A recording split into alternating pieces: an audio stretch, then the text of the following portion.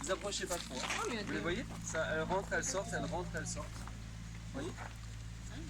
Voilà, donc comme nous sommes calmes, elle n'attaque pas. Tout va bien. Ok? Alors, je vous ai dit qu'on allait parler des insectes pollinisateurs. Alors il y a plusieurs sortes d'insectes pollinisateurs différents. Les guêpes, ce n'est pas des insectes pollinisateurs. Alors, qu'est-ce que c'est d'abord un insecte pollinisateur? Ça veut dire quoi? Vas-y. Un insecte qui pollinise Très bien. Jusque-là, on est bon. les fleurs pour faire naître.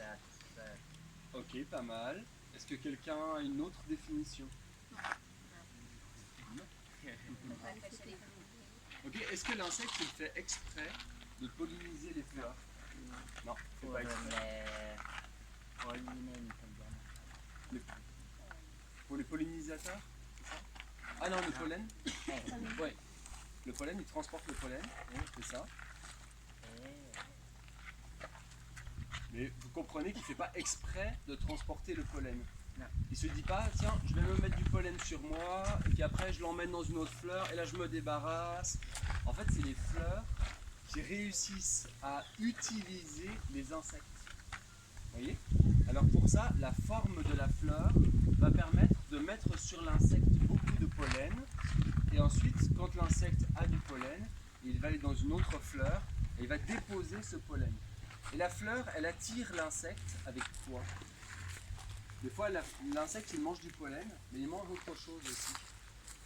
Qu'est-ce qu'il mange, l'insecte, dans les fleurs? Qu'est-ce qu'ils vont chercher dans les fleurs, les insectes? Les pollens. Non, pas le pollen. Alors, oui, le pollen, il y a des insectes qui mangent du pollen, mais souvent, ils vont chercher autre chose. Le sucre. Oui, qui est sous quelle forme? Il n'est pas solide. Il est comment le sucre? Les liquides, et comment on appelle ça? Ce sucre, ce liquide très sucré. Non, c'est pas du miel, pas encore. La ligne glucose. Non, c'est pas du glucose. La Ça commence par un N. Du nectar. nectar. C'est du nectar, d'accord? Alors vous savez que les abeilles prennent du nectar, elles l'avalent, elles rentrent dans leur maison, qu'on appelle la ruche, et là elles recrachent le nectar. Et après elles vont avec les ailes, elles battent des ailes très vite, et ça enlève l'eau du nectar, et progressivement ce nectar est de plus en plus concentré en sucre, et ça forme du miel. D'accord? C'est pour ça que c'est beaucoup de travail, parce que c'est des abeilles qui font des allers-retours, beaucoup d'allers-retours, avec à chaque fois un tout petit peu de nectar. Ok? Alors les abeilles, elles peuvent transporter du pollen, mais c'est un accident en quelque sorte, parce que ce qui les intéresse, c'est du nectar avant tout, pour pouvoir fabriquer du miel.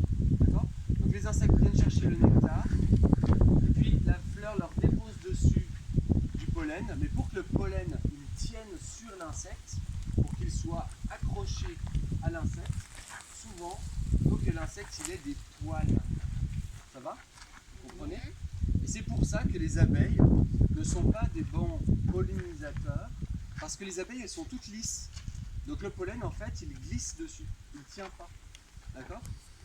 Alors les guêpes, c'est comme les frelons, elles se nourrissent principalement de viande, de protéines, ça c'est pour nourrir leurs larves, et elles se nourrissent également de sucre qu'elles vont trouver par exemple dans les fruits ou parfois dans le nectar, hein.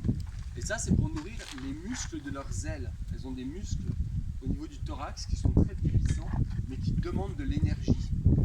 Le sucre c'est un peu le carburant des insectes.